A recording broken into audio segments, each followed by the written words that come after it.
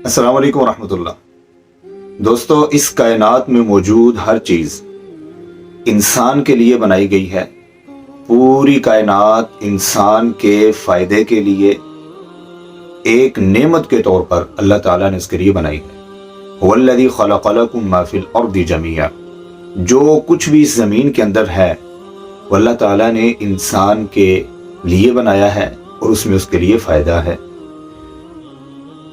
वकुल्लु शैइन इंदहु बिमिक़दार, लेकिन हर चीज एक लिमिट में है, एक भरपूर अल्लाह के खूबसूरत अंदाजे के मुताबिक है कि जब तक वो चीजें जो इंसान के लिए बनाई गई हैं वो अल्लाह की बताई हुई लिमिट के मुताबिक चल रही हैं तो वो इंसान के लिए नेमत भी हैं, उसके लिए रहमत भी हैं, और माहौल को, मुल्क को बेहतरीन और खुशगवार बनाने के लिए वो सारी चीजें मौजूद हैं।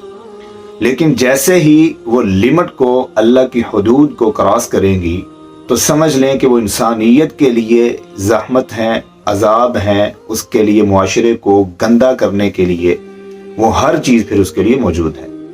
अंदाजे से निकलना, यूं समझें कि इंसान का जानवर बनना है। उलाइका कल अनाम, यही लोग जानवर हैं। जब वो अपनी लिमिट को क्रॉस करते हैं तो वो जानवरों की सफ में शामिल हो जाते, बल हुम अदल, बल्कि उनसे भी ज्यादा बदतर हो जाते हैं। इंसान जब अल्लाह की हदूद से निकल जाता है तो वो जानवरों की सफ में शामिल होता है, बल्कि जानवरों से भी बदतर हो जाता है। ये अल्लाह ताला ने हमें चीजें बतलाई।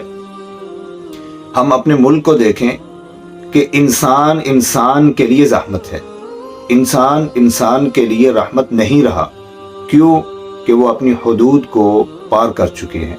और अल्लाह ताला ने बड़ी ही बेहतरीन बात ये बतलाई है बनी इसराइल के अंदर 15वें पारे के अंदर 16 नंबर आयत के अंदर, व इज़ा अरदना अन नुहलिका क़रियतन अमरना मुतरफीहा, कि जब हमने किसी बस्ती को हलाक करना होता है तो फिर हम ऐसे करते हैं कि अमरना मुतरफीहा, जो उसके बड़े लोग हैं, जो कुर्सियों वाले हैं, जो ओहदों वाले हैं, जो इक़्तिदार वाले, हम उनको हुक्म देते हैं फ़फ़सक़ू फ़ीहा, कि वो नाफरमान हो जाते हैं, इस धरती में फासिक बन जाते हैं, ना इंसाफ देते हैं, ना लोगों का एहसास करते हैं, किसी चीज को वो नहीं देखते, वो हर चीज को उल्ट पुल्ट कर देते हैं। क्यों?